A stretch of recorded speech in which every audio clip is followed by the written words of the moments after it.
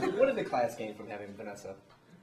Well, Vanessa gave us a lot of insight into the kind of dedication it takes to be in women's sports, and to make it in women's golf is a challenge. It's nice to hear about challenges faced by athletes because it seems like they make it so easy. She was very sincere in her responses to all of our questions. Were there any direct links to sports marketing from what she said? Definitely. She told us how expensive it is to travel to all the different places you need to be for the tournaments, and how it's very important to get a sponsorship. She talked about getting sponsors and what they tend to require of you, whether it's wearing their clothing or talking about them to news media. She also discussed the benefits that she's received from sponsors, such as clothing articles, clubs, things like that. And after she left, what perceptions did the class leave with? I understand that the class found her very charismatic, and she had great insight into women's golf and sports marketing in general. She was full of energy with great stories, and we all wish her the best in Q School. Tim Hygh's been in the radio business for a long time. What kind of things has he had to deal with since he began? Well, Tim talked a lot about how the radio has changed since he first started. He talked about how WJR was once an all-purpose station, meaning they used to do everything from news, sports broadcasting, and radio entertainment shows.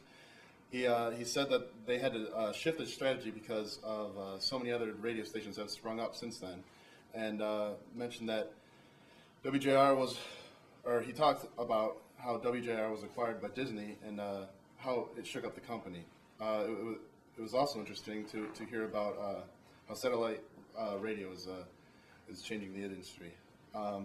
Tim also said that they don't just market random events at WJR. They like to have a special spark with their clients and won't promote them if the event doesn't fit along with the image that WJR currently has.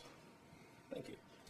Tim also spoke a little bit about the Ryder Cup and how WJR used it to make a little bit of money. Can you explain a little bit about that? Yeah, Tim said that WJR used ambush marketing to take advantage of the Ryder Cup without paying for the rights of the event. Some of the strategies they used were very informational, and I learned a lot. I never thought about some of the ways that they did things. He also broke down on the board and how they were able to capitalize on promoting the Ryder Cup and the approximate financial costs and gains of doing this. People could have mistaken WJR as the official radio station of the Ryder Cup. Thanks, Tom. Sarah, what did you gain from the speeches given by Ken Fischer and Nicole Manvel? Well, I and the rest of the class thought that they were really interesting, and that Ken brought his personal stories and the way that they could work with us, and the way it was cool to have Nicole in the class because she was in our position, and to see where she's gone so quickly, and it was really interesting to show how they used an example of the Boston Pops concert to show where a situation was going bad, but they brought it back to good through tons and tons of promoting and just all the different ways they had to go about it, and it was just really cool to have them in the class. Thank you. Okay, great. All right. Hello, Aljamal Winfrey, Hi, I'm Jenny Villanueva. and we're going to be asking these lovely EMU students some questions about some guest speakers. And the first question I'm going to ask is to you, Anthony. How did Chris Cameron's speaking influence your elevator pitch? Well, I got a chance to talk with him after class, after everyone left, and I told him that I wanted to pitch the idea of where I work, the car wash, and I said, what would be the best way about going about that, because we offer a lot of different services, and he said for me to just concentrate on what we're known for, production, speed, good customer service, and a good quality product, once you're done with visiting our location. So I concentrated on that, and I also threw in a few extra things that we do on the side to make ourselves a successful business, which ultimately helped me and my 1 minute pitch. Okay. Yeah. And what about you, Eric? How did Chris Cameron influence your elevator pitch? First off, he influenced me by letting me know how 90% of public speakers go over their speaking time and how it's a craft, and it takes time and practice to be able to speak to someone and not go over and under and speak in a allotted amount of time.